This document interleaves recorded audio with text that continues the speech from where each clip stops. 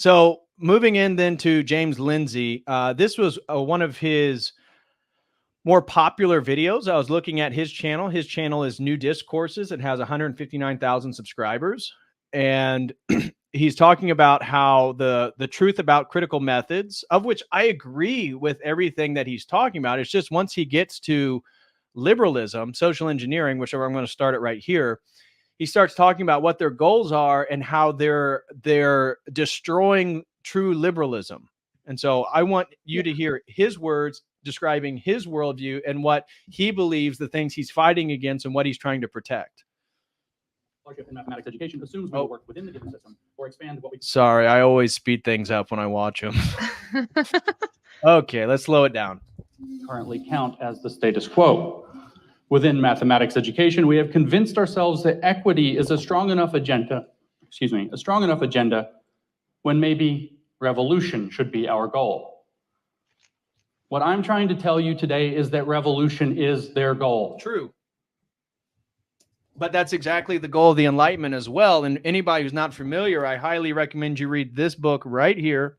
Yeah. It's by James Billington, The Fire in the Minds of Men, in which he describes the consistency of revolutionary thinking, tying it to occult societies, Masonic lodges, the Enlightenment, and how it relates to the American Revolution, the French Revolution, and the Bolshevik Revolution in Russia. So if you're not familiar, read this book, because I don't think James is familiar with this particular book, but I wanted to give you guys that who are followers here. Okay, back to it. Now, if you will take a moment and take in our surroundings. We're in the National Liberal Club in the Gladstone Library, among the greatest bastions for liberalism in the world, where a flag for liberalism was planted. Liberalism is concerned with freedom. Liberalism believes in the individual and his or her dignity, that people should be judged by the contents of their character because that's really what determines who they are. Liberalism believes in the universal, that there are unalienable rights attached to what it means to be human. And so I ask James, on what metaphysical basis are rights afforded to all humans in all places? Because based on some of the constitutional literature regarding the Enlightenment, rights are afforded to you through the government. And of course, all governments are different. Now, the way he's framing it is the ideal that, again, humanity has a unique ontology and therefore is afforded these rights. This is where, at least in the American framework, they said, all right, they're God-given rights, right? That wasn't the case in the French Revolution. But that's my point to him is, okay, well, you're just assuming that there's this universal dignity and that humanity is universally afforded these universal rights. You as a secular materialist don't have any basis to actually make that claim. Yeah, and to not even pre-sup him, we should and we will.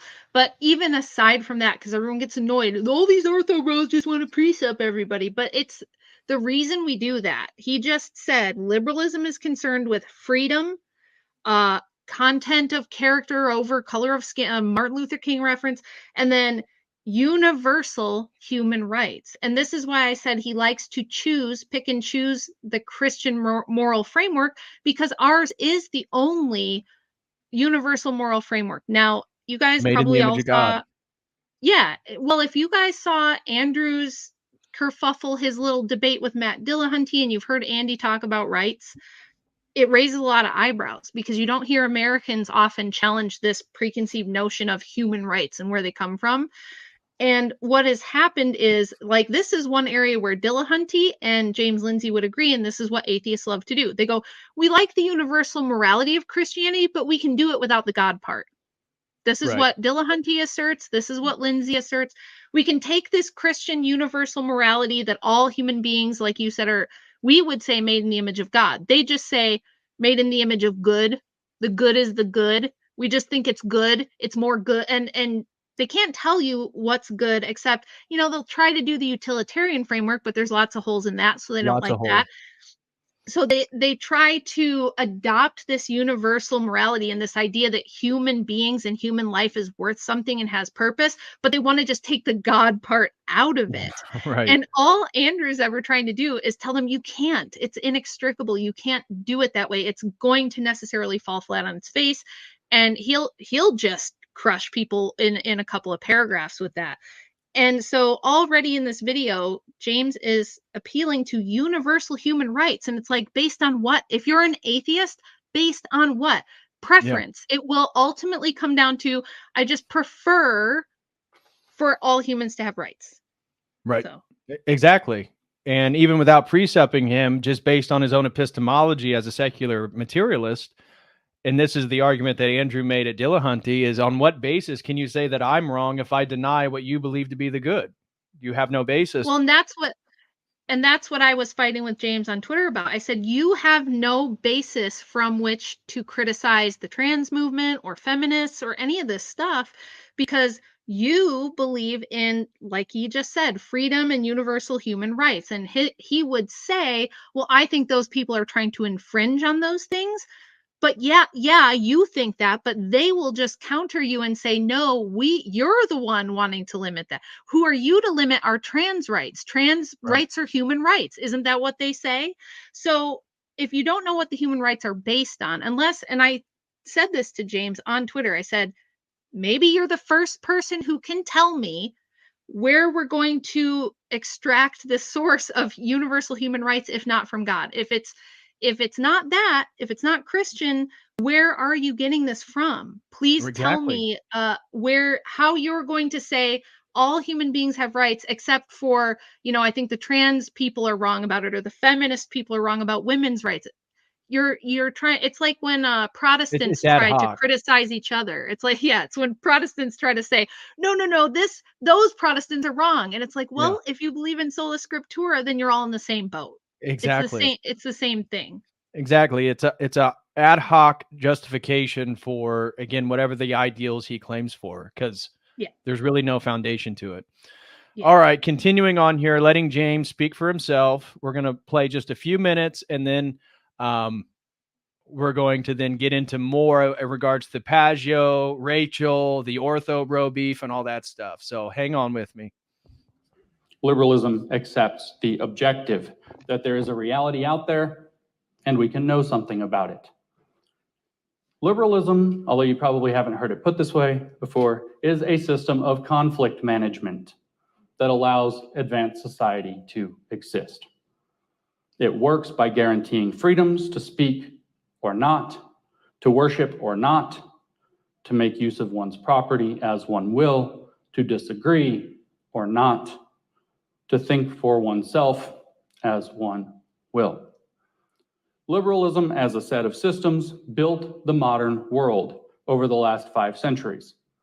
And with it came the lowest infant mortality rates, the lowest poverty rates, the greatest access to health, travel, life, liberty, and the pursuit of happiness that the world has ever seen. Rooms like this one, the one we are in now, were built to promote and defend this system. So welcome. That's why we're here. That's why this conference was held here. So we have to ask ourselves, why do we need to defend liberalism?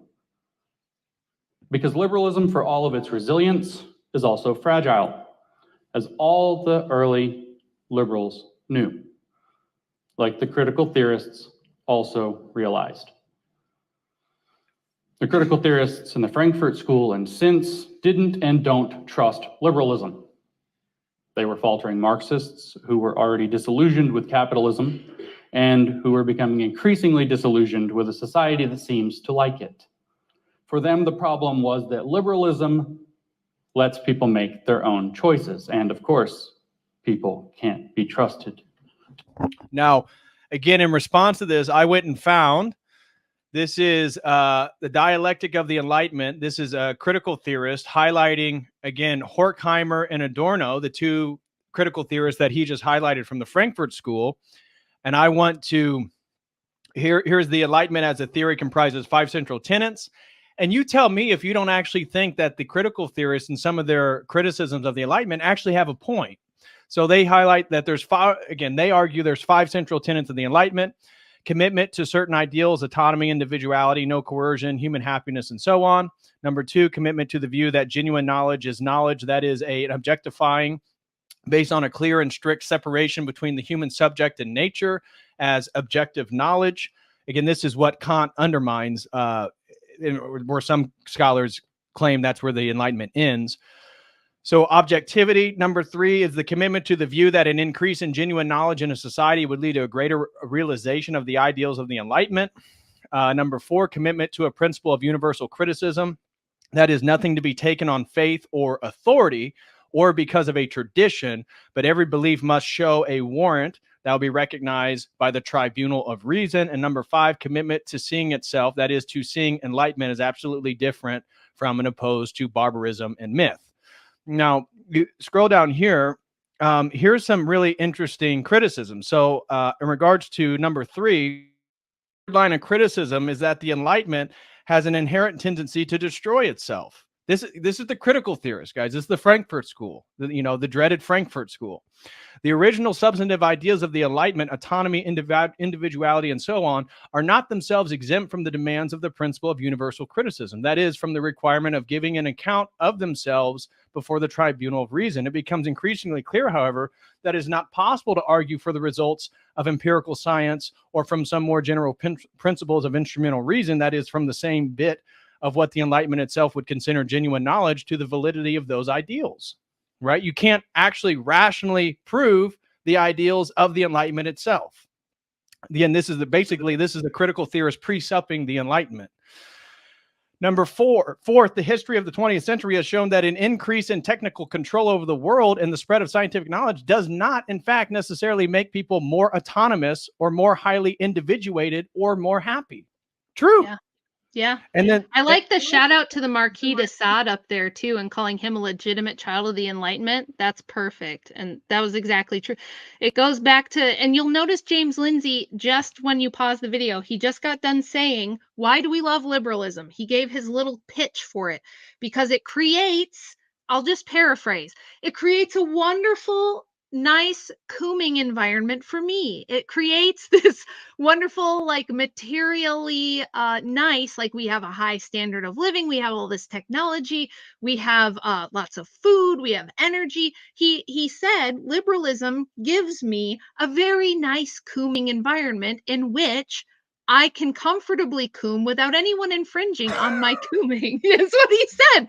And then, we're looking at the criticism right now, and it mentions Marquis de Sade, and he was another guy that was like, hey, this is great. And it's the same thing. I just want unlimited freedom to coom. It's never about anyone's duty or responsibility to everyone else. It's always about right. what can I do uninhibited?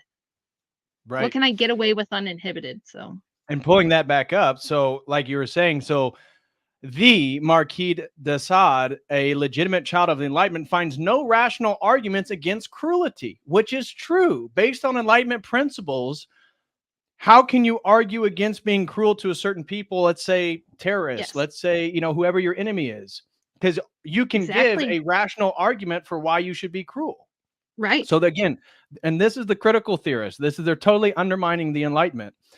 And then the final criticism starts with the rigidity and paranoia of the Enlightenment project from its need to encompass everything in a single definitive closed system of concepts, which is exactly what broke down and has led to postmodernism, because they try to create an entire system a la Hegel without, again, through the utilization of pure reason. But again, it presupposes all these things, and therefore a universal closed system always falls apart. This means that Enlightenment is potentially totalitarian and has an inherent tendency to absolutize itself. That is, falsely to declare itself to not just a given historically relative stage in the global process of enlightenment, but rather the final and definitive form of the Enlightenment. And thus absolutizing itself and resisting change, the given stage of the Enlightenment turns itself into a form of myth. This transformation is the final stage of the dialectic of enlightenment. So again, they're using critical Marxist dialectical theory to undermine it. And I'm not here to argue for the critical theorist. My point is to say that I'm against their project as well, Right. but they are giving legitimate criticisms to the Enlightenment and the liberalism that Lindsay's promoting. Yes, exactly. And when Lindsay said liberalism is a system of conflict management, this is where I think the fundamental disagreement between me and him is, because I see the Enlightenment as the literal source. I mean, look at the 20th century and the massive 2 world wars, Bolshevik Revolution, Maoist China. You look at the atrocities of the 20th century, all enabled by the Enlightenment, and it does not manage conflict. It creates perpetual revolution. It creates Right. perpetual conflict, because when you try to conceptualize each person is his own king, each person has their own autonomy, they do what they want, they pursue their happiness. I don't infringe on your rights, you don't infringe on my rights. It sounds really good until you live in the real world and see that there's always going to be people who do not have an altruistic or moral grounding. And if you can't give them that, they will not only trample on your rights, they will say, well, your whole philosophy here says that I can do what makes me happy. And if what makes me happy is getting rid of you, there's no reason I shouldn't do that. If what makes me happy is taking over this country, burning down building, there's no, like it just said in the He would probably critique, there argue, is well, that harms other people. So again, that's where the right. libertarianism comes in. Well, now you're infringing on private property and all Well, these different things. yeah, and then the argument is, okay, what's harm? Because again, they're presupposing that we all agree on what's harmful, that Yeah. we Do all you agree want to on harm. build exactly? Would James Lindsay burn down a critical theorist think tank building if he could? I mean, because Well, that would violate his Enlightenment ideals.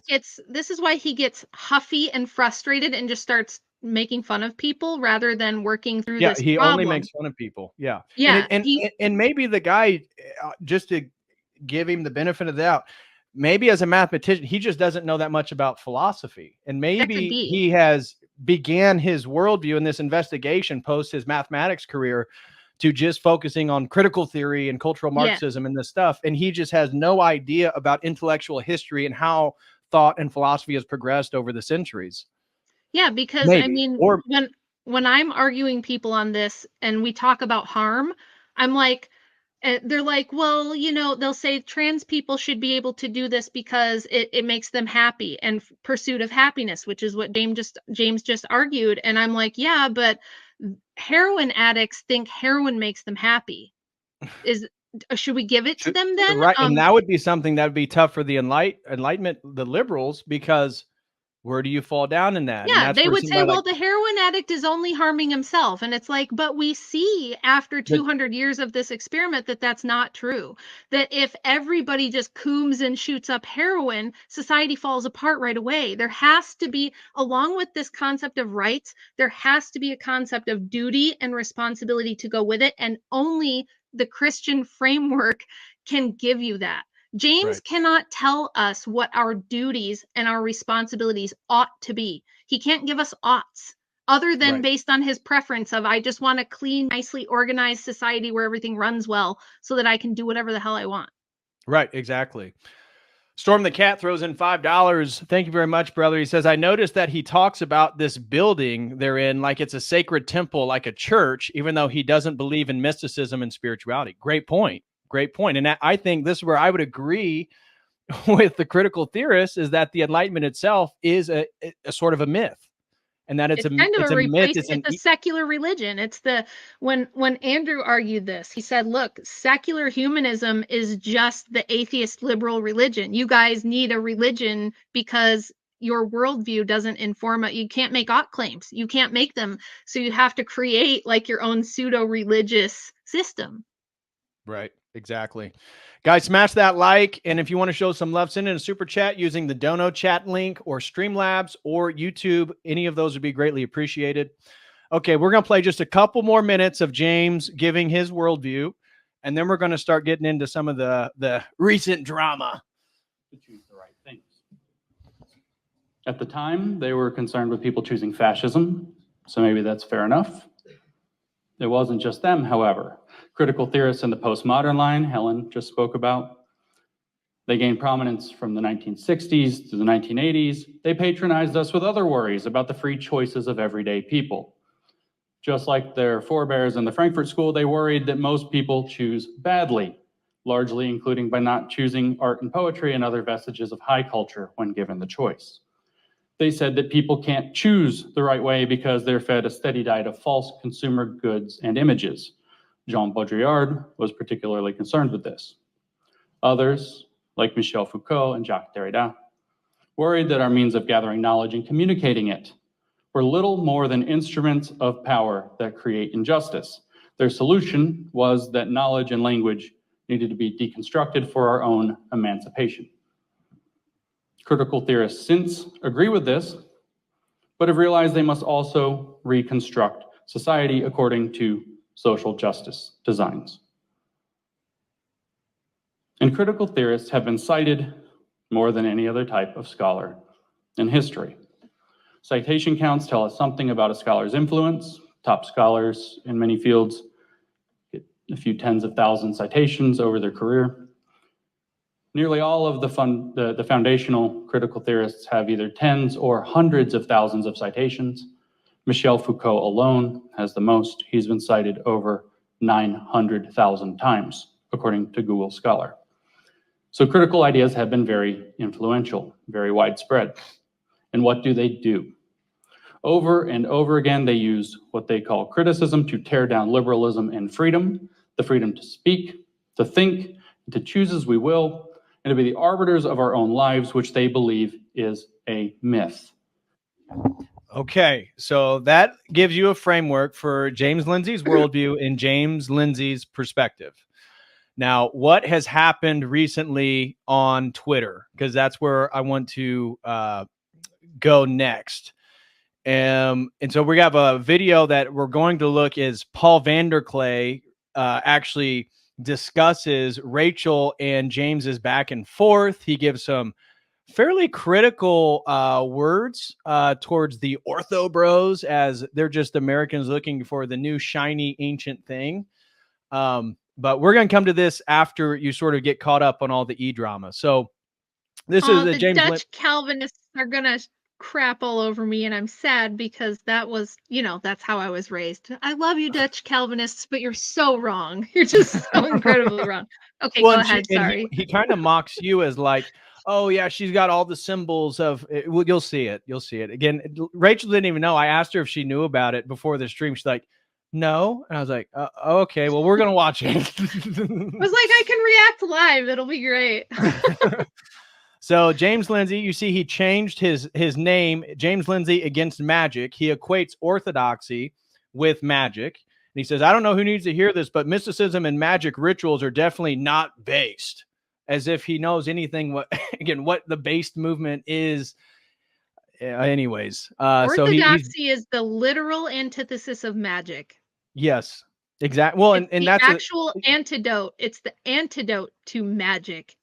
And the wizardry. When he talks about wizardry and magic, the reason a lot of people come to orthodoxy after being in the occult is because it is the actual antidote to that stuff. Just saying. Right. So so this is where things got going. So Jonathan Pageau, James Lindsay was doing his stuff. And like Rachel said, he had been kind of saying really fallacious things about Christianity over the last year and a half, but I let it go because in regards to the bigger scheme of things, I think he does some good work. Well, Jonathan Pageau posted Rockabye Locke. Remember John Locke, essential thinker of the Enlightenment, on the tree top. When the wind blows, the Enlightenment will rock. When the bough breaks, the Enlightenment will fall, and down will come freedom, the Enlightenment, and all. And James Lindsay was upset with this and left a comment, scratch a hippie, find a fascist every time, insinuating that Jonathan Pageau is a hippie fascist. What? And so Pageau says, you're out of control, James, and moving into ad hominem is not a good look. Saying reason is not sufficient to uphold civilization. True. Does not make me either a hippie or a fascist. Yeah, and there's AC. AC's in the responses. Conceptual James, while glad your work and the ability to pill normies and social alliance against Gnosticism, We will listen to our saints on this. They are right and speak with more authority than you will ever have. Liberalism empowered Gnosticism. And so this led back and forth to an exchange. Let me see if it's in this one. With even Jay Dyer got into it and said, hey, I'd be willing to have a conversation or do a public discussion on this. James Lindsay said no, he's not interested in talking to Orthodox people. He's not interested in discussing these ideals whatsoever. And so it must have been in a different one. So Pageau posted it again. This was after everything blew up. He says, so let's post this again. When someone tells you the Enlightenment thinkers they don't like our counter-enlightenment, they are coping for the simple fact that reason is not sufficient, which is why the Enlightenment contains both sides, a reason side and a magic side. It is both sides of Newton, his scientific and alchemical side. It is both sides of Descartes, the cogito side, and his affiliations with Rosicrucians. Occultism and 18th century secret societies like Freemasonry are the mystical side of the Enlightenment. All true, which is why they permeate the revolutions and are found so prominently among the founding fathers. The modern world, and especially America, cannot be understood without seeing these two aspects as two sides of a single coin. True. And what do we get? James Lindsay comes down here and calls Jonathan Pageau a con artist. You're a con artist. How? How? He just like says mean names to people. That's I know. all he does.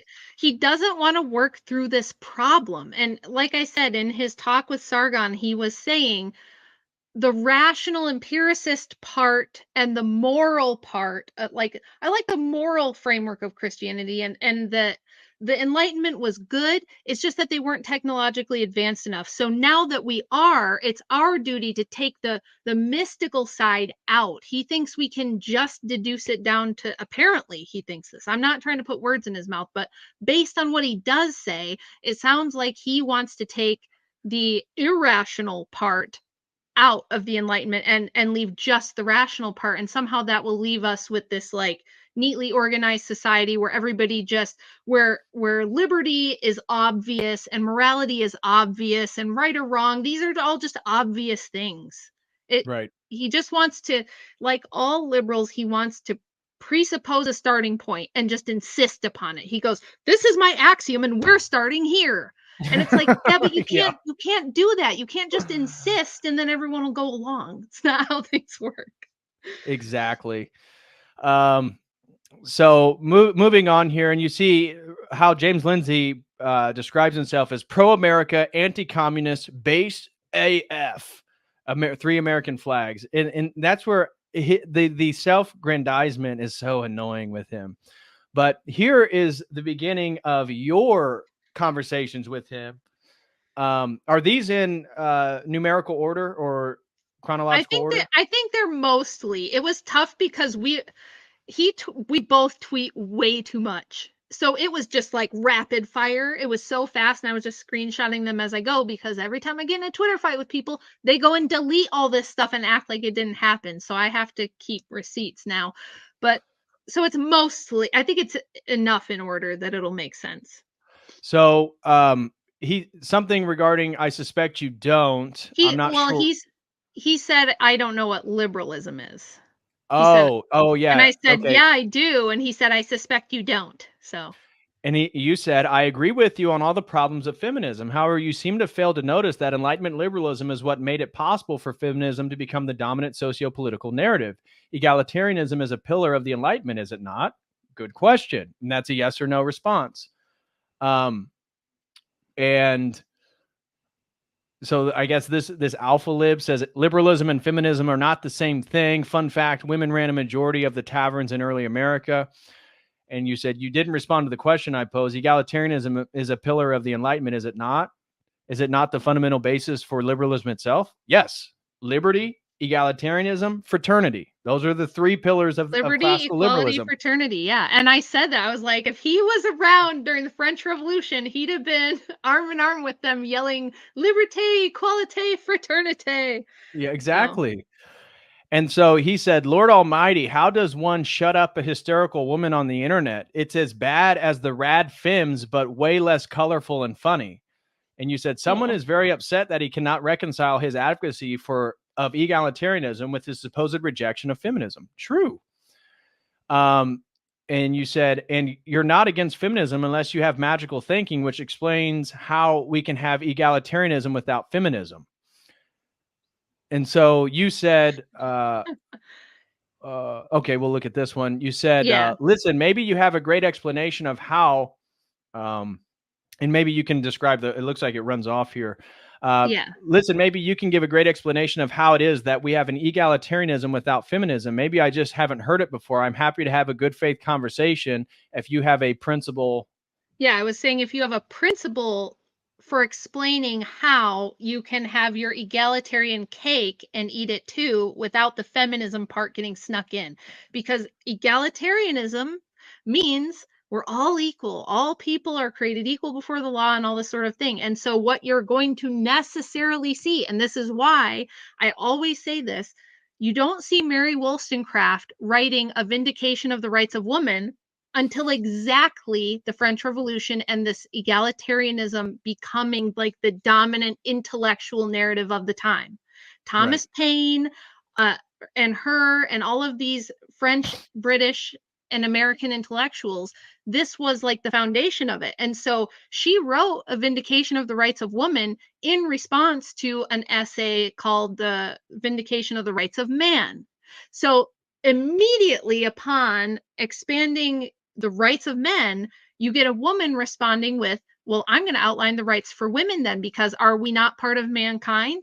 So you cannot separate them. You cannot take them apart. And as somebody who writes about feminism all the time, which James does, he doesn't really start studying feminism until second wave, I don't think. I don't think he knows the true roots of it going back to this period. He probably doesn't. Then he would know this stuff. And so I was just trying to get through to him and say, hey, look, I want to talk about the problem. Like, you don't have to just make fun of me and call me a silly woman. We can actually talk about the problem because you're a very smart guy. Maybe you have a framework or a foundation that solves this problem, but I haven't heard it yet. So. Right. Absolutely. And yeah, I don't think he studied intellectual history or the historical roots. He would be much in favor of actually reading your book and finding out how this relates to witchcraft, and he could bring in magic and all this stuff, but it's part and parcel of the Enlightenment. Yeah. And so, I think that's why I have lovely, wonderful fans out there who keep tagging him and tell you to read it. And he's just like, no, thank you. I am not interested. I think he thinks he's an expert on this and doesn't need anybody else's opinion. Shout out to Retrocalypse, throws in $5 and says, I was an atheist from 1995 to 2018. Most popular atheism completely disdains philosophy. True. All the writers of that era readily admit it. Pure materialism. That's very, very true. Yeah. And we had 2 super chats come in over on the Streamlabs. Thank you very, very much. Dr. Vagisil throws in $3 and says, atheists are just spiritual Karens that want to complain to the manager of the universe face to face about problems that are entirely their fault. They all have the same soy morph physiology instead of inverted bob haircut. Oh, thank you very much, Dr. Vagisil, for that. And then shout out to BMX 1966, throws in $5, says, good day from Australia, DPH and Rachel. Well, thank you so much, BMX 1966. Glad you're here, brother. Okay, moving back and moving through this. So you asked him to give an example or a principle. He says, why is this woman still talking to me after I repeatedly dismissed her? She's not for patriarchy. Laugh my ass off, exclamation mark. What? I know. Just wait, it gets better. So you said, oh, really? So you believe that you can have egalitarianism without giving women equal rights? I've never heard anyone argue this before. I'm interested. I'm not going to pick you, as if, like, again, like you're, it's always ends up that, girl. Yeah, it's always like you're either jealous of James, you're just too dumb, he can't deal with you, or this sort of self-grandizement that he's just too based. And you said, I've already picked, sir. Now, if you could kindly explain how feminism is not a necessary entailment of egalitarianism, I would be so appreciative. Christians cut off a lot of heads over theological disputes, princess.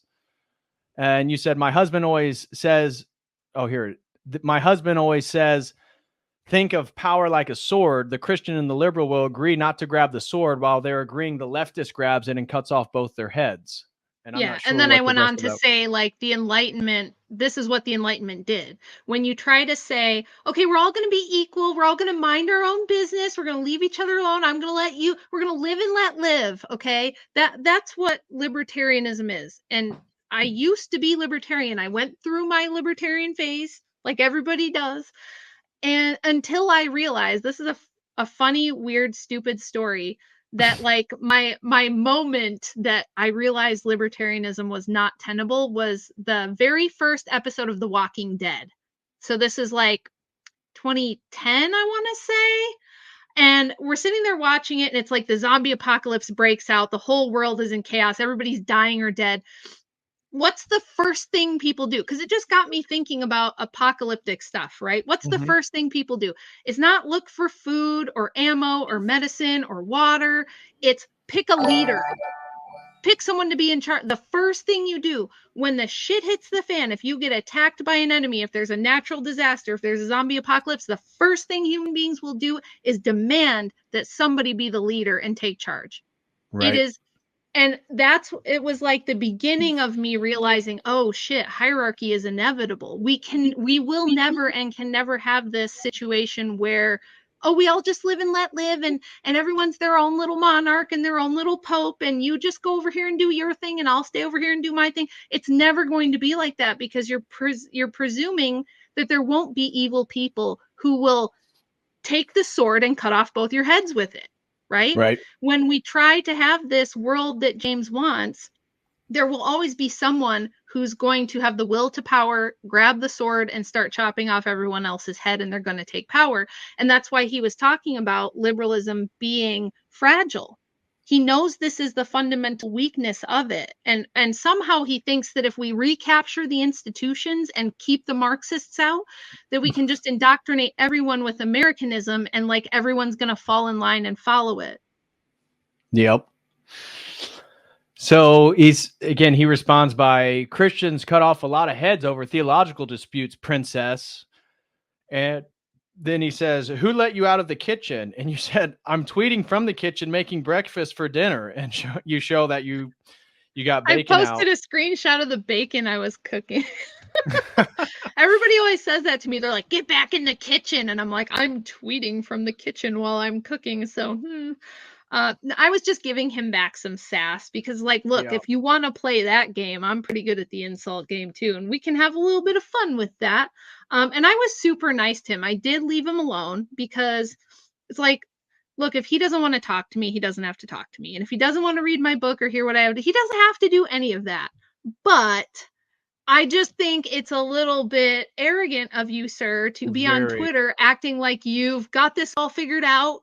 Like, you just know what's going on. And if anybody challenges you, it's like, oh, get back in the kitchen, princess. And it's like, dude, I'm not a feminist. Yeah. Who let you out of the kitchen? I'm tweeting from my kitchen making breakfast for dinner, which it looks like lovely bacon. Yeah. And then you said, stop advocating for egalitarianism, which promotes all the forms of social justice you claim to oppose, including feminism. And then he insinuates Facts. you're a clown Mm-hmm. and says, Oh, that's when I said, yeah. listen, maybe you have a great explanation. Okay, so that was one of the earlier ones we read. Yeah. And then you said, who said anything about bliss? I'm not sure Yeah, where because that comes. if you go up a little bit more, scroll back up a little, right there, down a little bit, no, the other way. Oh, right up here. Because I started saying, I was telling him, look, the Constitution is lovely and all, but it's an Enlightenment document that was flawed. There were a lot of things in the Constitution that allowed for us to end up right where we are now. One of the prime examples would be it's separation of church and state. Now, that's not actually enshrined in the Constitution. It does not. It just says they can't make a federal, like, nationwide state religion. That's what the Constitution actually says.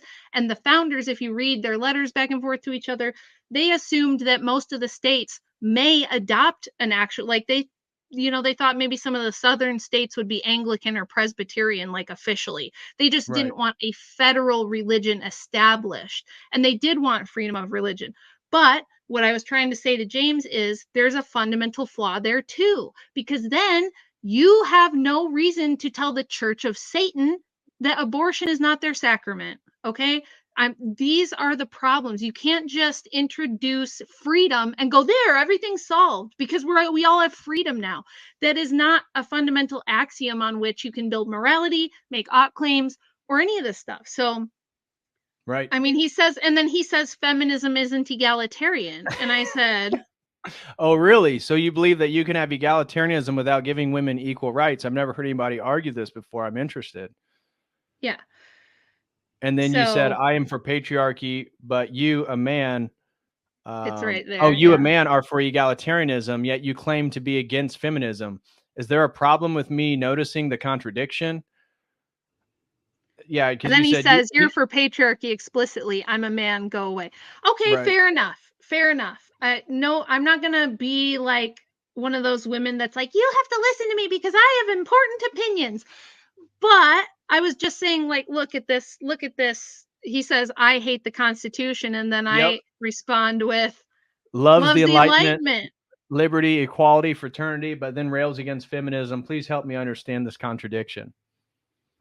Like, at least you can disagree with me, but I'm consistent. What he's saying is a performative contradiction. He's saying, I want liberty, equality, and fraternity, but I don't want feminism. I don't want socialism. I don't want.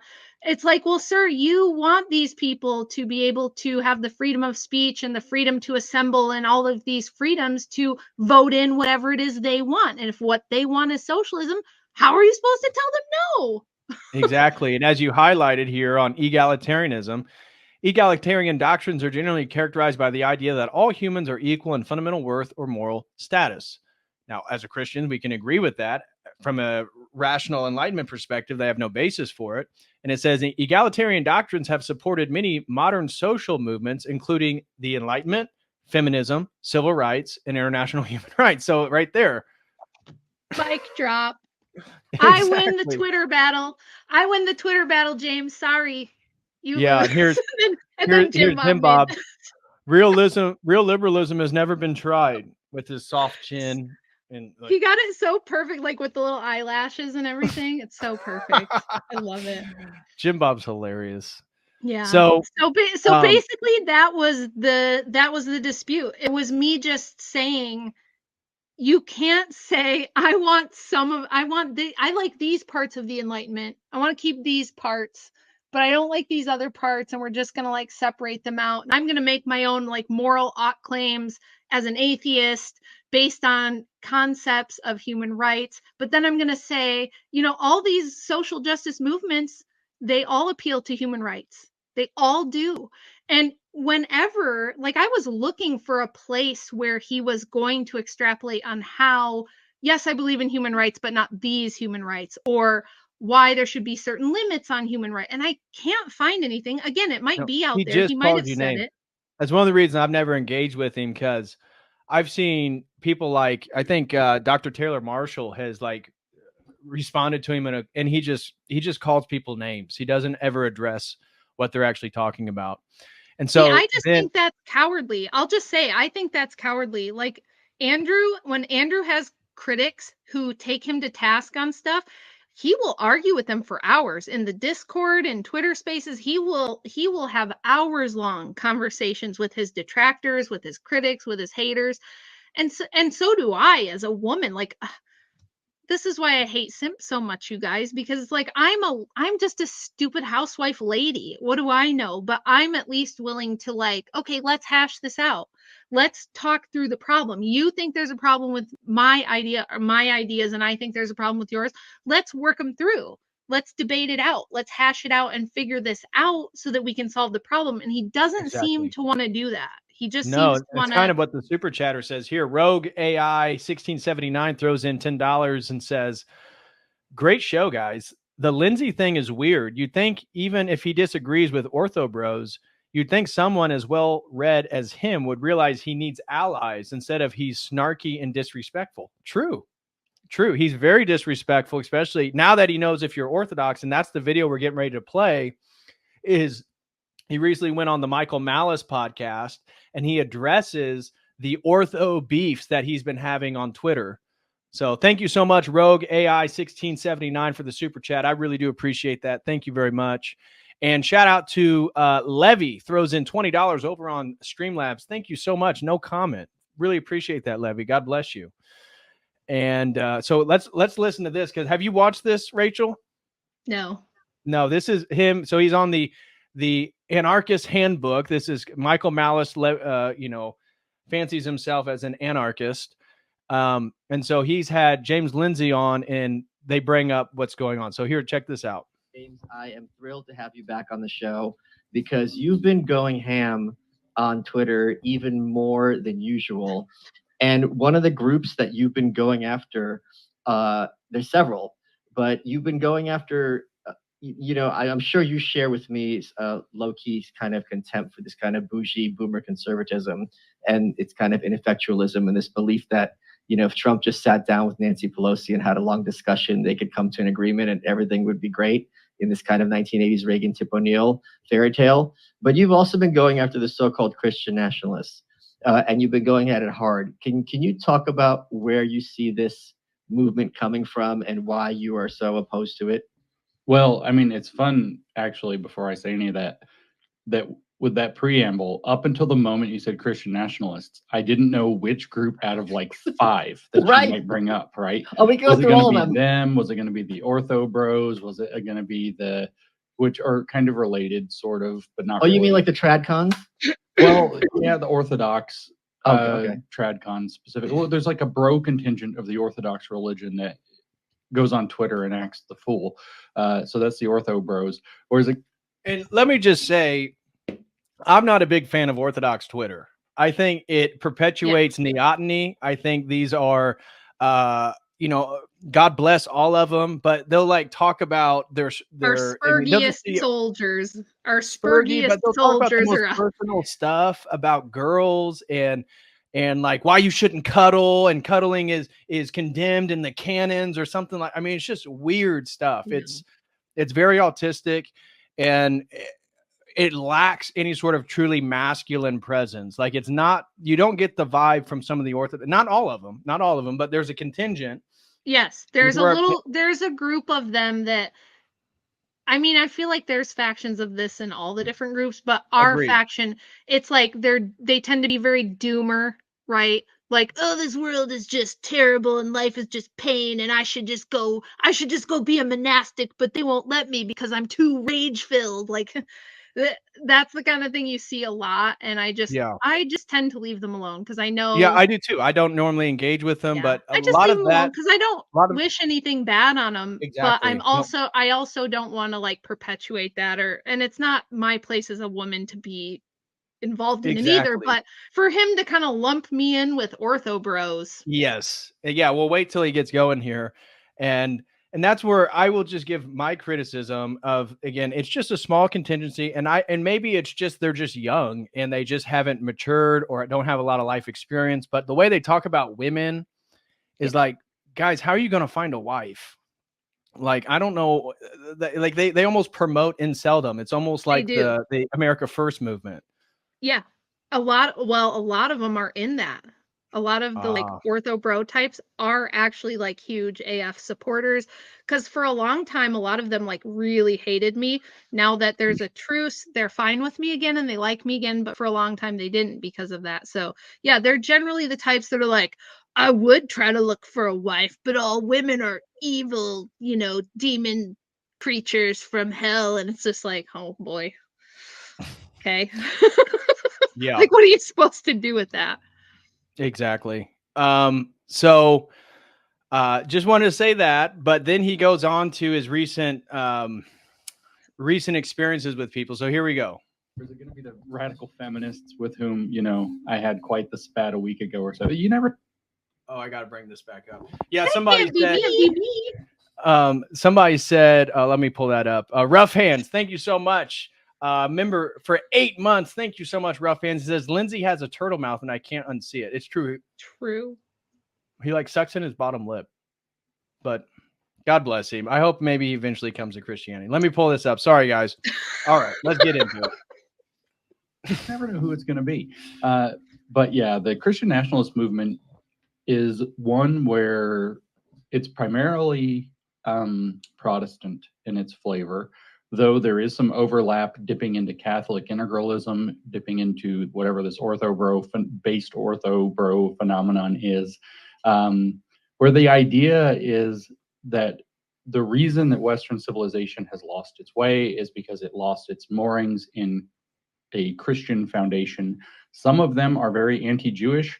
Some of them would say a Judeo-Christian foundation on the other hand. So it's very difficult to tell for sure, which thing they mean. And so the movement has about 30 different characterizations. So it's very difficult to say, oh, this is what it's about, or this is who's behind it. But the most broad, charitable, generous explanation would be exactly what I just gave, with the idea that there needs to be this kind of revival or callback to Christian values being at the root of American experience. They frequently quote John Adams, which I find personally hilarious, where he said that the Constitution was written for a moral and religious people and is wholly inadequate to the governance of any other. So obviously, a Christian prince is necessary for us to have a moral and religious people, or maybe it's going to be a constitutional monarchy, or maybe it's going to be an outright theocracy, or maybe it's going to be dominionism, or there's any number of things that it can mean. So that's kind of what it is. Where is it coming from? That depends on which dimension of it we want to talk about. I think there is an organic dimension where you have a set of emotions that I am very sympathetic to, where people are frustrated, they're desperate, they're scared, they feel like their institutions have been stolen from them, which they are correct about. Their institutions have been stolen. They don't see a way back. Maybe some kind of a hardline, muscular Christianity would enable us to rally around a single banner or cross or something and run a crusade and take back our civilization, or preserve aspects of it in different locations. Again, there's different kind of perspectives on what it wants to accomplish. And I think that the organic side of it is driven by that. I don't think it's all organic. Anything with this much potential to be disruptive is very likely to have been infiltrated by federal agents, chaos agents. I suspect that is the case with Christian nationalism as well, whether they know it or not. Some of the players are very likely to be, your typical what is it, the meme of the glowy poking something with a stick saying, come on, do a J6. And I think that there's a huge element of that. I think that the literature in the federal government, whether it's around the House Select Committee on January 6th in particular, which I've read a lot of that documentation, or whether it's in DHS or FBI reports, are centering in on that this phenomenon, broadly construed as Christian nationalism, is somehow behind what happened on January 6th. And so you can kind of see the makings of a trap there. The wholly evil enemy of the people, enemy of all that's good media apparatus, very readily, kind of fluidly, gender fluidly, slides between Christian nationalist and white nationalist as though they are the same thing, playing upon this kind of low information stereotype. And it's not hard actually to find within the Christian nationalist camp people saying things like that CRT is expressly anti-white and playing a white identity politics card, or to find within them even outright neo-Confederates who are kind of pushing that line, and thus to gin up this idea that there is a one-to-one isomorphism between Christian nationalism and white nationalism, or even Nazism, which carries a specific extra irony in the last month and a half, seeing what the left has done with those tropes coming out of the Arab world. So what is it? It's a lot of things. Where does it come from? Organically, I think it comes from a frustration. Inorganically, I think it comes from opportunism on the part of the media government apparatus to discredit conservatives and conservative Christians and Christians more broadly, using this label to whip people up into doing ridiculous things or participating in anti-Semitism online or other things that could get them anti-gay activity or whatever. A lot of them bear the Ugandan flag, like people put the trans flag in their bio, or now the Palestinian flag, and other people on The other side have the Israeli flag. Lots of people put flags. A lot of them have the Ugandan flag. And what in the hell do Christian nationalists have to do with Uganda? Why do they care about Uganda? Well, because Ugandan Christians are in the sights of the world right now because they were putting gay people to death. That's the reason. If you ask them if that's the reason, they won't tell you that that's the reason. They'll deny that that's the reason because the first commandment, as far as I can tell, of Christian nationalism is bearing false witness. So at any rate, are you accusing them of being subversive and sneaky? I do think they are subversive. That's why, in fact, I no longer refer to them as being on the right at all. They're not like the boomer cons even. They are, in my terminology, the right hand of the left. And what I've been trying to warn people about now for at least a year, pretty specifically, but longer than that, usually I usually get a lot of punishment for doing this, is like, so I used to fight, right? Like I used to fight for money. This was a thing I did in my early 20s. I know a bit about fighting. I'm not saying that I can go knock out a ortho bro or something like that. But what I am saying is that if I can train you to watch my left fist over and over and over again, I'm going to hit you with the right cross and you're never going to see it coming.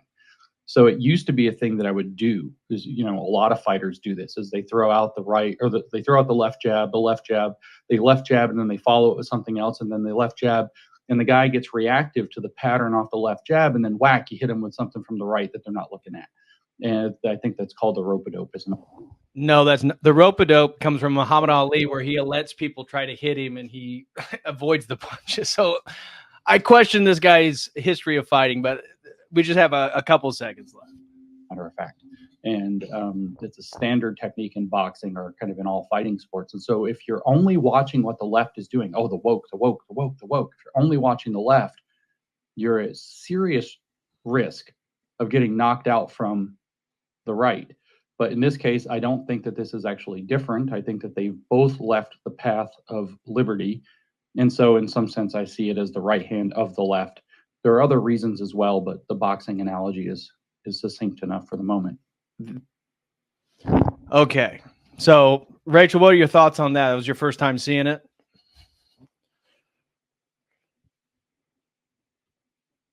Oh, you're muted, Rachel. Can't hear you. Oh, sorry. I hit the wrong button. You guys might remember that James did a show with Jay on Yes. Courtney Turner's YouTube, and Courtney and I are very good friends. Love her to pieces. There's a few things we disagree on, like all friends. But one thing we disagree on is she does tend to be more liberty oriented, like James. And to me, the whole idea that because she doesn't like Christian nationalism either, and she agrees with James. They think it's like a big Fed psyop thing. And James was like warning everybody earlier in the year that the feds are trying to get everybody into Christian nationalism, and they're going to use your anti-gay and your anti-liberty rhetoric to throw you in jail. Now, is that a thing? Yes, it is a thing. But they do that with all the movements. Like this, again, this is something that I study all the time, is how they co-opt social movements. The feds are in the Marxist movements. They're in the Black Lives Matter movements. They're in the Christian nationalist movements. They're in all of them, and they use all of them against each other. So is that a thing? Yes. But where I disagree is this idea, this problematic idea that Andrew has started to talk about a lot, that everyone else is fine to have power, right? Secularists should be in charge of things, because somehow we have this idea that if you're secular, you're going to be neutral. Like you'll have this neutrality, but that Christians are going to want a theocracy. There's always this fear mongering that if Christians have any political power, we're going to get rid of liberty, right? And it's like, wait a minute, why do you guys all think that we should accept this ridiculous notion that secularists should be in power and the government should be secular, because somehow that means they'll be fair and neutral and even-handed? Have we ever seen that bear out? No, we haven't. So when they want to talk smack about Christian nationalism, do I know there's a Fed element? Yes. Am I down with the Nick Fuentes America First version of Christian nationalism? No, because they want us to be under papal authority. They're like trad Caths that want that. I don't want that either. I don't want a theocracy. But to say that Christians are the only people who somehow shouldn't have power because we are going to put limits on some degeneracy that you like, that's bullshit. And then this idea, he's talking about the right as a right hand of the left, and that we can't just watch the left side, we have to also watch the right side, which gives us this false presupposition that somehow being in the middle again is going to have neutrality or like a moral, like I have the moral high ground because I'm a centrist.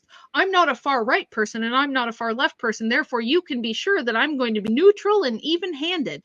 And like I said, that doesn't work either, because as long as you're sitting there trying to be moral and neutral and even-handed with things, the extreme left or the extreme right's going to just take back over. So I think the solution is maybe not have this right-left dialectic.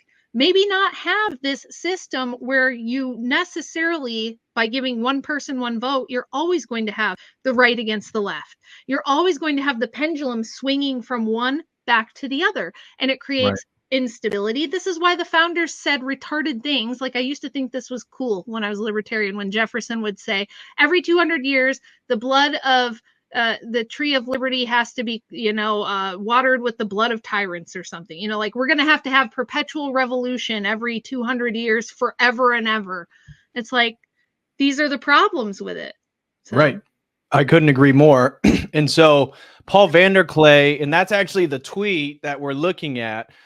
Paul Vanderklay has done a conversation. Again, he's this Calvinist guy. I think he has a church in Sacramento, California. And he's sort of adjacent to the Peterson Pageau circles. And this is his tweet. If you want to understand more deeply what Conceptual James is doing on Twitter, listen to him, but you won't. Can't get this level of nuance and understanding with tweets. Honest people will tell you what they think if you listen.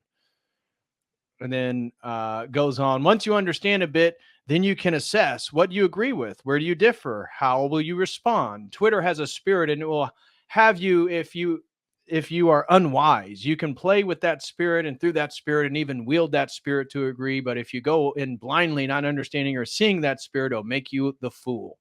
And Calvinist prattle. Yeah. And he's going to insinuate, dang it, I did it again. These are these subtweets. So I was reading this and then these subtweets. If you listen to James, you can figure out why he's been drive-buying on the ortho bros and bras. If you want to engage, figure out how to play, but mind the spirits. And he insinuates, we're going to watch that clip from his video where he covers this. He insinuates you're against the fool because you're trying to have a nuanced philosophical conversation on Twitter when you were just asking specific questions about egalitarianism. And these were yes, no, or yes, but. These are short tweets. It's and not in the tweets also, I said, let's have a real conversation outside of this. Like, let's sit down and do it. Let's hash it out. As did Jay Dyer. Yeah, Jay. I texted Jay. I texted Jay and I was like, no. I was like, can you talk to James? And he's like, I already tried. And I'm like, I'm not having any luck either. So first of all, you can have pretty good nuanced threads on Twitter if you want to. It's not that you can't. And we could take it to a Twitter space. If you want more nuance and you want long form discussion, there's Twitter spaces. We could do it on YouTube. We could do a written back and forth. Like, there's any number of ways we could do this. But I was the one trying to get James to actually address the problem in his worldview. And he was the one just posting clown emojis and calling me a silly woman. So it's like, I don't know that I'm the fool. But okay. And so this was one of the followers of James. Reason will win.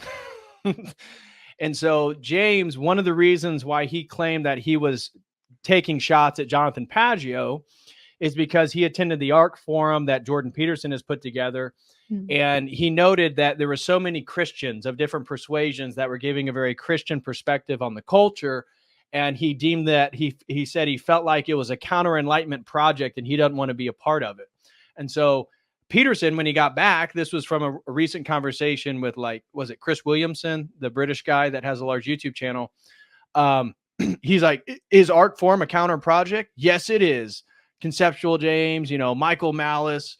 There, we have our answer from the mouth of the founder. And so here, let's hear Jordan Peterson. And it's not like we agree with all of Jordan Peterson stuff, but he's highlighting that the utilization of pure reason does not establish a hierarchy of values and that we need a counter enlightenment to the Enlightenment. So here's what this is from. I think we're at the beginning of the counter enlightenment.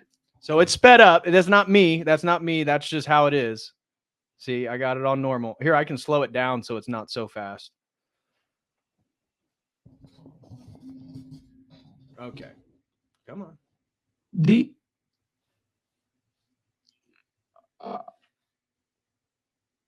That might be too slow. I think we're at I think so.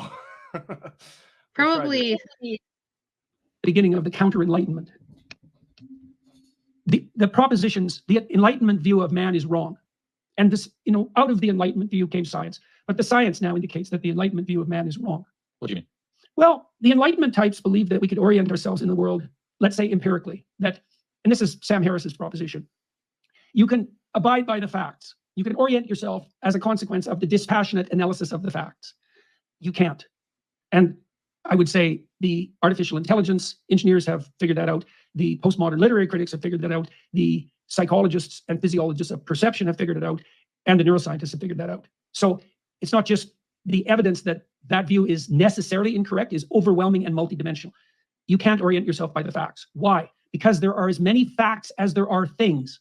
In fact, if you combine things, the nature of the combination is also a fact. So there's as many facts as there are things and combinations of things. Well, you can't orient yourself by that. You drown in chaos. It's like you're standing in the desert and there's an infinite number of directions you could go. Well, how do you choose a direction? And that's showing up in that most recent survey that I just mentioned. People feeling meaninglessness, purposelessness. Right. Lost. They're overwhelmed lost in the desert. Yeah. They're lost in the desert. And the desert is the desert of facts. It's dead facts. Especially given how few people can agree on, is this a fact or is this counterfactual? Well, that's also a problem. It's not like the facts are necessarily self-evident. Some facts are, and I suppose to some degree, what the scientific corpus is the elaboration of a set of. So I think this is the fuller version where what we just watched cut off.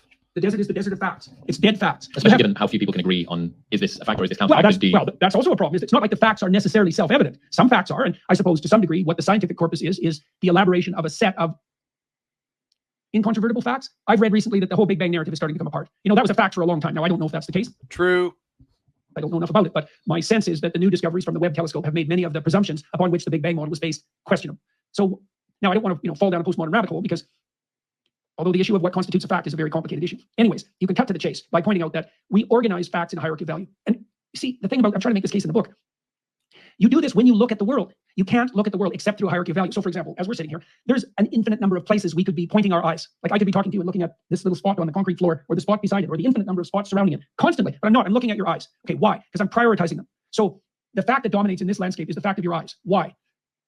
I can use your eyes to evaluate our shared focus, right? And that's why we look at other people's eyes. That's why humans have got white around the outside. Exactly, so that we can see what other people are attending to, so that we can get insight into the story. A story is a description of a hierarchy of value. Stories can be fantastical though, right? If they're untethered to anything, I can make a Harry Potter's a story. Now, if they're untethered to anything, you won't find them interesting. Because they won't resonate. They won't grip you. Yeah, they're tethered. Stories are tethered to reality in a very, very complicated way. Because reality isn't what presents itself. Yeah. So his point is that there's a hierarchy of values and that the Enlightenment project of pure reason is undermined by multiple fields of research, academia, but then that it just fundamentally doesn't make any sense. And therefore we need something to orient our values and orient our understanding of facts in the world. So this is something that, again, James Lindsay, that's why he's in a beef with Peterson and Pageau. And that's why when Pageau posted that little limerick, that little poem about the Enlightenment, he got so mad. Now you can understand the perspective there. Yeah. And I mean, James Lindsay has made a big, he was involved in that study, which the thing with the studies where they submitted all the fake studies, which was great. Another thing we love him for. We love that thing he did. But then he wanted to keep it going. So he started with attacking the feminism and then the queer theory and the trans stuff. And I was just trying to tell him, I don't agree with Pageau and Peterson on everything, but they're right about this. They're right about this particular problem that you have no grounds on which to criticize any of this stuff if your mantra is liberty, equality, fraternity, egalitarianism, human rights, freedom to do what I want, freedom to pursue happiness. What if cutting off my junk makes me, what if me as a mom, it makes me happy to cut off my son's junk and put him in a dress? Who are you to tell me I can't? Why ought I not? And I couldn't believe the lengths he's willing to go to completely avoid that. You would think he'd have something, maybe even something insufficient, or maybe something I disagree with, but you'd think he would have something. And anytime I try to steer him back to that, he just wanted to get away from it. And to me, it's Right. like, you can't be this intellectual out there if you're not even willing to address stuff like this. And I'm just like a homemaker with a little book, and I'm willing to tackle these bigger questions. It's disappointing. It's kind of feminine. Yeah, I Come on. agree. And as somebody said, it's not like Peterson and James Lindsay are that far apart, because I did a whole stream on, is Jordan Yeah. Peterson Christian? Yeah. And according to the consensus of the chat, no, he's not Christian, because he doesn't explicitly state a faith in the Trinity or Christ or anything like that. He uses these archetypes, and that's really the basis for his hierarchy. But at least now, this, for everybody watching, you have a perspective on where James was coming from and why he was so vicious at Pageau and called him a fascist. Jonathan Pageau, of all people. I mean, come on. So this was Paul Vanderklay. Then he did a conversation, James Lindsay's Against Magic, Twitter drive-by against the Ortho Bros and Bras. And so we're going to get Rachel's unfettered live reaction to the video. She hasn't watched this, of which she has brought up, and he even talks about her. So we'll start right here where he gets in. And what he's trying to make the point is that, so he's looking at ARC, and he went to the ARC meeting, and he met James there. And he has this meme that says, a vision for a better world, ARC, the thing that Jordan Peterson's created, and then religion is holding ARC, because again, so many Christian speakers were there of all different persuasions. So it's not like some unified worldview. And I'm sure they disagree on very crucial things in regards to paradigms and worldviews. But we're going to start here. So this is Paul Vanderklay trying to describe this whole thing, coming from a non-biased Calvinist, looking at the Ortho Bro online community and James Lindsay. So, yeah. But before we go, guys, smash that like. And if you have any super chats, let me actually catch up real quick. We had a few over on Streamlabs. AC throws in $3. Thank you so much, brother. God bless you and the family. He says, PVK addresses orthodoxy from what everyone wants, an appeal to consensus fallacy and not the truth in the person of Christ. I like him, but suspect people would rather have Disney than a real defense of Christianity. A day will come when man rejects, and he has the Orthodox cross. So true, AC. And then Warren Hess throws in $10, says, good evening. Great show. Take two. Great show from two of my favorite YouTube superstars. Well, I don't know if we're superstars, but thank you so much, Warren Hess, for the $10 super chat. We prefer the term niche internet micro celebrities. Yeah, that's probably more accurate. Yeah. But if you guys have any comments or want to show some love, feel free to send in a super chat on Dono Chat, Streamlabs, or YouTube. Okay. So here we go. PVK's perspective on everything. Yeah, ARC is still very amorphous, and we don't quite really know where it lands. And you can hear Glenn and I sort of working on that. Now, Neil Murray, if you don't want to watch the rest of the video, in a lot of ways, Neil Murray sort of, I think, kind of succinctly gets at part of what's going on here. I see James as hyperprotective of the U.S. Constitution and sees great danger in any toppling of the primacy of the secular. Jonathan sees danger in the primacy of the secular. It's fun that they had a chat before with no major disagreements, yet now James won't talk. Will he talk? Won't he talk? You know, we'll see what comes. And Benjamin wants to have him in there. But again, this is all part of the reassessment of the secular and where things are going. Because again, it's hard to put this stuff. Secularity is coming apart. And I said, modernity is collapsing.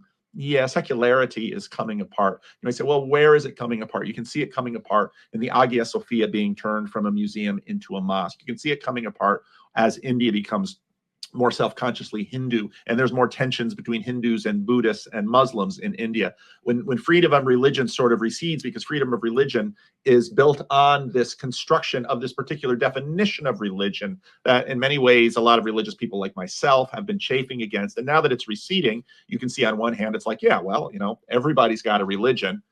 And that's that the loss of the idea that religion can sort of be segmented is kind of a problem, because again, the religion that was sort of assumed by everyone was sort of a Protestant Christianity that was always under the surface. And Roman Catholics that came to America learned to abide by that, and some basically adopted it, while others have sort of chafed against it. But now, as we're getting, as I said in the earlier videos about ARC, secularity and modernity is assaulted from the right and assaulted from the left. James Lindsay is very much wants to keep secularity here and to continue to bolster it. And so his side of the divorce of the church of atheism has been keep secularity alive. And so I think Neil Murray really nails it. And I want to say a few things about the agent arena relationship here with respect to this conversation. It's Twitter. So actually I posted this on Twitter today. So someone sends me this thing with Alex Trebek saying, you know, something you can describe in detail that almost everyone agrees with until they say its name. And someone puts down Calvinism. And I thought this is a hilarious joke. Not even close. Not even close. Also, just, I'm sorry, but his whole take of like, this is Twitter, it's not for nuance. It's like, yeah, but also you're a boomer for that. Well, and that's why Elon extended the character. Now you can write a whole freaking book on Twitter. You can record videos and post them, which I do all the time. You can have Twitter Spaces. We're live on Twitter right now. Twitter Spaces, yeah. So it's like, that's kind of a stupid boomer take. It's a boomer take. He doesn't understand the structure of X and it as a new medium. Yeah. You know, Luke and a bunch of people are always saying, well, what you call Calvinism, we call Christianity. And I say, exactly. And so Father Barnabas Powell says, oh, come on. And it's a joke. It's Twitter. Twitter should be used for fun.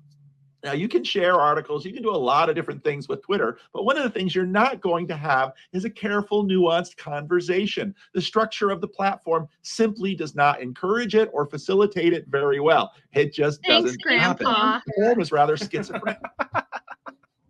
And so when I saw this dust up between James and Jonathan Pageau and his following, I thought, yeah, I'm not surprised at all we're having this dust up because of what's happening in the culture with respect to the secular. And so when you look at, again, Jonathan's tweet about, you know, naive. See, naive is a little bit, see, I wouldn't phrase it like Jonathan did, but the way Jonathan phrased it is effective for Twitter because it causes reaction. And so you get this chain reaction that happens on Twitter, and you sort of get these little Twitter explosions. Believe the secular Promethean. That's exactly what this is like. Now, to the degree to which, now calling it satanic, I wouldn't do that. I also see the blessings in the secular. The secular allowed Protestant cringe. So bad. I was just about to say that, basically, yeah. Well, you're getting ready to come up, so just one sec. If you've been watching some of my, allowed a whole lot of Jesus smuggling, and I'm going to continue to talk about that because I think Jesus is getting, I think the Christian Jesus is continuing to infiltrate Islam. And we see this in the work of some Christian missionaries in Islamic countries. There's a lot of contention in this, and there's going to have to be a lot of nuance in it. And I know some people are going to come at me on Twitter and want me to, well, come on, fight me on Twitter. It's like, I'm not going to fight you on Twitter. You can say what you want about me on Twitter. I'm not going to block you, and I'm not going to fight you. Well, maybe someday I haven't had to use the blocking at all because I just think in most cases, if someone says something that sort of annoys me or sort of gets a reaction, the worst thing I can do on Twitter is react because it just adds to the chain of reaction. So just let it go by. They're just tweets. That's all they are. And I disagree with naming it after a letter of the alphabet. I think that's a silly thing. Back tweets on videos. You would see that. You wouldn't walk back tweets on Twitter. You walk back tweets on videos. And again, people would sort of condemn that. And it's like, this is a game and it's how he plays the game. So my wife, years ago already, my wife vowed to never play Risk with me again, because my wife said that I was being mean. My wife doesn't like to play games with me because in those specific arenas, I like to win and I have fun winning and I can be trollish. And my wife doesn't particularly enjoy when I play games in a certain way. And so she's like, well, not playing Risk with you, not playing these games with you. And so that's fair enough. Now with some of my sons, we really enjoy playing games like that. And it's cutthroat and it's troll. So now these sub-personalities are revelatory. They do tell us about individuals and sort of in vino veritas, well, in Twitter veritas to a degree, sometimes maybe people reveal something about them through these little sub-personalities. And again, James Lindsay on Twitter is James Lindsay on Twitter. It's how he rolls on Twitter. It just is. Now, most people tend to be more reactive on Twitter than they are in a larger form. You have the agent arena relationship. And, you know, generally speaking, just a few minutes reading somebody's Twitter stream, you'll get a sense of who they are. And I thought this was a great example. So I never heard of Rachel Wilson. So then I went to her. So here's Rachel Wilson, and she's got Rach for patriarchy. And then she's got the, you know, she's got all the signals here. She's got the Orthodox cross, mother of five patriarchist, author of Occult Feminism, The Secret History of Women's Liberation, out now. And she had a talk with Tucker Carlson back when he was on Fox. And so, you know, she's pretty much, and again, if you just see a little bit of what someone's in profile, you're going to say, oh, her and James Lindsay on Twitter, that's going to be explosive. And so sure enough, her tweet is, I don't hate it, but it's inherently flawed. They're talking about egalitarianism and Protestantism and all of these things. You never answered my question. Is egalitarianism Talking about the Constitution there, sir. Yeah, where did Protestantism come into that? He keeps reading Calvinism. I think he scrolled my Twitter, and I can be pretty critical of Protestantism, but that's because that's my background. So I'm often talking to Protestants, right? I know Protestantism really well. His last name is Vanderklay. My maiden name is the most Dutch name you've ever heard of besides that one. So, like, I know this world really well, so I'm often talking about Protestantism on Twitter. So he probably saw that.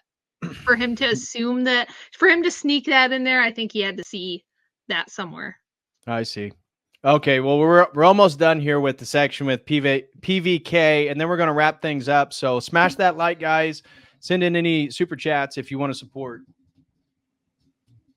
Central to an Enlightenment philosophy or not? And James Lindsay answers, you are for patriarchy explicitly. I am a man. Go away. I mean, it's a great tweet. It's a great tweet.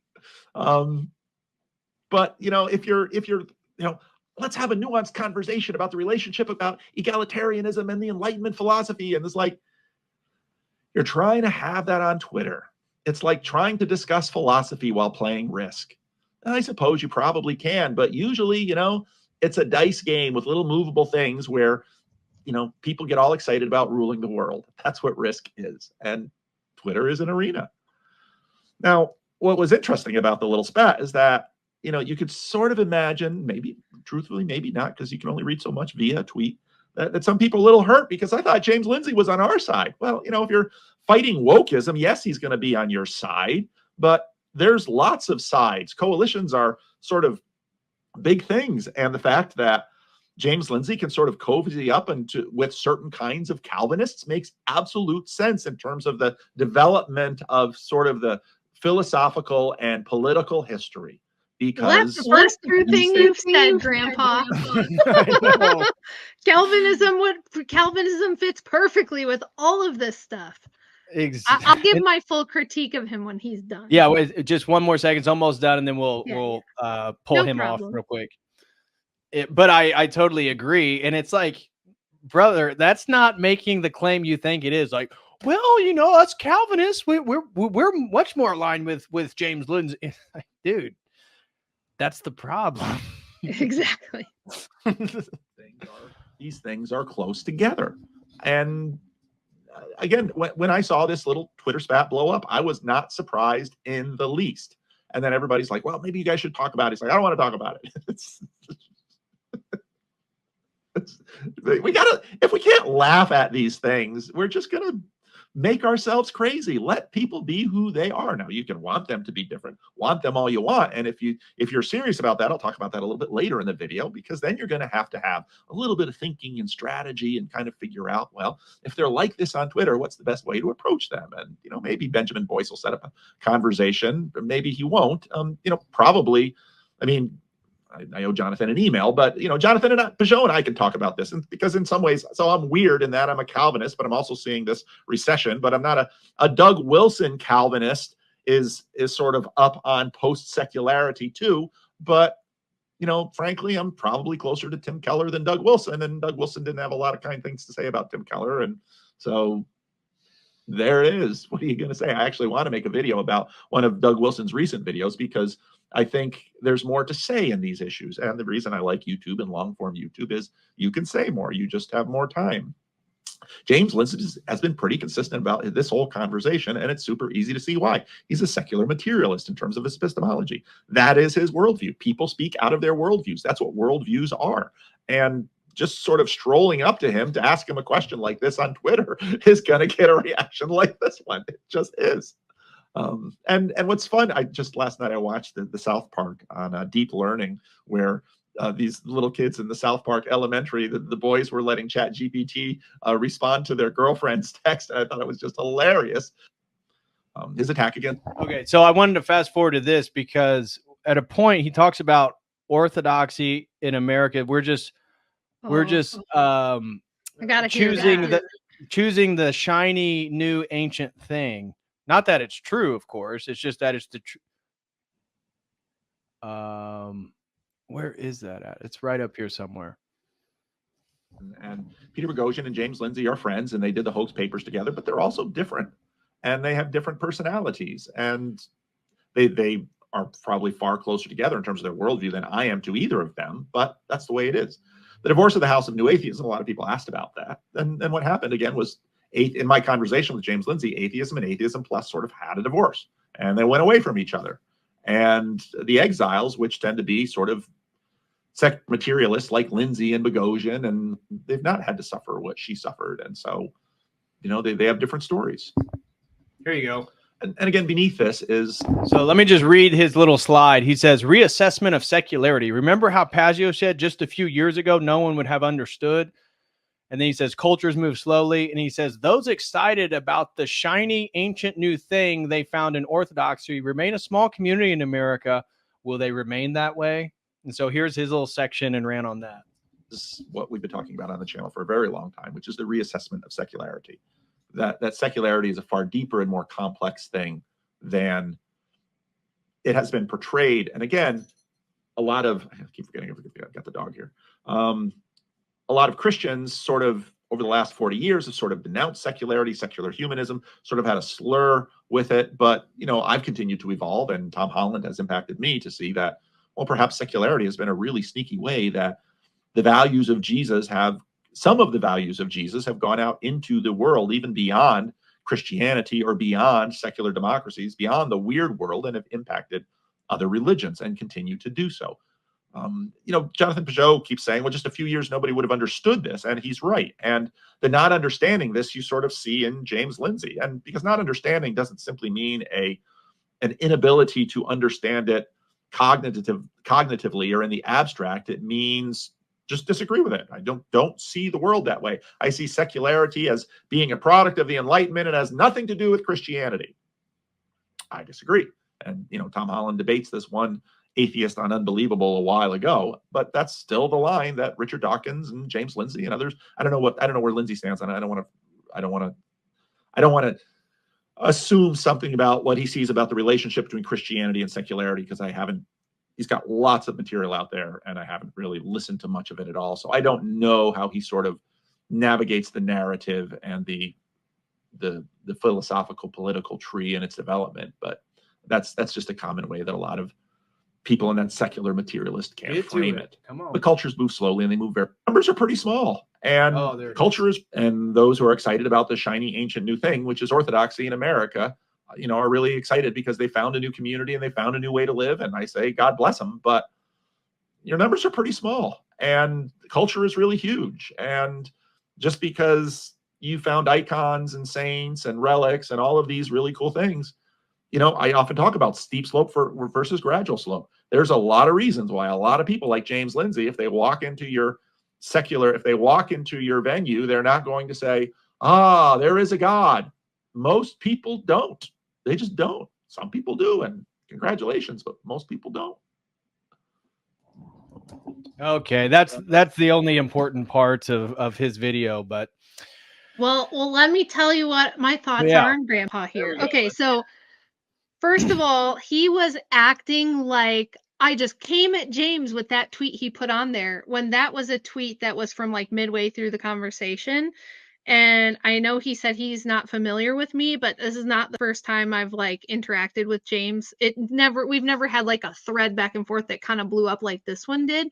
But I didn't just like come at him with something. And then he was seeming to insinuate that I was the one who was butthurt about it. And that's not the case. It's totally misreading exactly of the dynamic. Well, because he brought up his wife and he was like, my wife is very conflict avoidant and she thinks if I'm competitive, I'm being mean. And it's like, sir, you haven't met me. This is one weird way in which I am very atypical for a woman. People think this all the time. They think that I'm like, people will DM me and be like, Rachel, you're going to upset yourself with all this conflict. And I'm like, what are you talking about? I'm having the time of my life. This is fun. It's like a sport for me. Like, I like to argue and debate, and I'm very provocative on my own Twitter. In fact, I always say, if you just see me on Twitter, you probably think I'm really mean. And some of my girlfriends don't like my Twitter, and they're like, I don't even want to read your Twitter. It pisses me off. So it's like, I was jumping in because I wanted to jump in. I was like, and I was giving him short things like, is feminism an entailment of the Enlightenment or not? Is egalitarianism part of it or not? Like, this was a good back and forth. It was fun. It was a great exercise to go back and forth with him. And I like to banter back and forth with smart people because it challenges me and makes me have to think harder and defend my positions better. So he made a whole bunch of assumptions that because I'm a housewife or because, you know, I have this in my bio or that in my bio. Yeah, you have all the symbols, the Orthodox cross and patriarchy and Tucker Carlson. You got all the symbols. Yeah, and I get lumped in with the trad wife movement all the time, but then people never know what to do with me because they're like, but also she's a man because she debates men and also she lifts weights and she has huge shoulders. Look at her huge shoulders. Look at her. She's so combative. But then on the other hand, they'll say the opposite. So people don't know what to do with me, and that's fine. I'm a little weird. It's okay. But I was saying, like, his takes were wrong. His interpretation of the interaction was wrong. His idea that Twitter is not the place that you can have discussions is wrong. And if anything, it's a launch pad, right? It's a launch pad to the bigger discussion, which is how. And Elon Musk is proof to that. Like, look at how, again, and I want to do an open panel on, you know, I know you and I see Elon Musk in the same way. Yeah. But on Elon Musk, but look at, again, just the cultural ripples that have been made through posts on X. Like you said, it's a springboard to larger conversations about these topics. And the way you framed it, you weren't asking for a philosophical explanation. You just asked multiple times. Is it yes or no? Yes or no? And if it's not a yes or no answer, I was like, hey, if you want to have a longer talk about this, I would love to do it. Because I would love to talk to him about his view of feminism and tell him about mine and see what he thinks of that. And if he has any rebuttals. I have told people before, if you think my book sounds stupid, I will send you a copy for free and you can go through all the source material and you can debunk it for me. Okay. Be the first to go through and debunk everything I say. Right. But then he went on to talk about culture and orthodoxy. And it's like, you can tell that this man has no idea what orthodoxy is. No idea what he's talking about. You can tell. Well, some people go in churches and yeah, they may see icons and think that there's a God, but most people don't. What? Yeah. And this is what Jim Bob talks about all the time with sweatpants culture. And this is coming from Calvinist Christianity myself. They think one of the reasons their version of Christianity is superior is because they think it's less mystical. It is very logical and very rational and it is kind of materialist. It's kind of, it's got a lot of elements that like Platonists and atheists would really love. And in my book, one of the things I get the most criticism for is the fact that I actually tie the Protestant Reformation to the Enlightenment. I actually make the argument in the book that were it not for the Protestant Reformation, we might not have had the Enlightenment at all. And that a lot of the rationalist Enlightenment thinking comes out of the first revolution, which is the Protestant Reformation. So, I mean, he just made a whole bunch of assumptions without knowing what I actually talk about, but that's fine. And to back up your point, that's exactly why he's in favor of secularism as a Calvinist, because their whole ethos that, well, we can't have a Catholic Church again. We can't have a papacy controlling culture.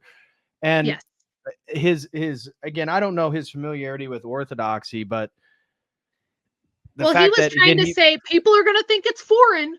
And I get this from people too. And they're like, well, they're going to walk in your church, they're going to see the weird incense, they're going to hear chanting instead of, if we were singing the old rugged cross with the organ or the piano, that would be fine. But if we're chanting, that's weird. It's foreign, it's Eastern, and Jim Bob always says it's because we're used to sweatpants culture. And Calvinism is very much like this materialist reckoning of Christianity, where it's like, I can just be in the secular world and act like a secularist and do all the secularist things because I'm already either pre-chosen or I'm not.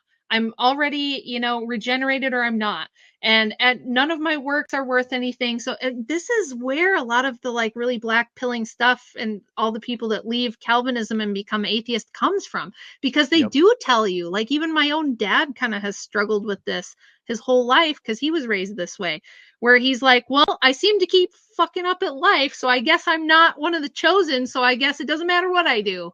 And then he'd try to come back to the faith, and then he'd get blackpilled and leave again, because this determinist view does end up nowhere. And so I can see why he thinks James Lindsay is on the right track here, and that our church is the weird mystical church that Americans are going to walk into and reject because it's not,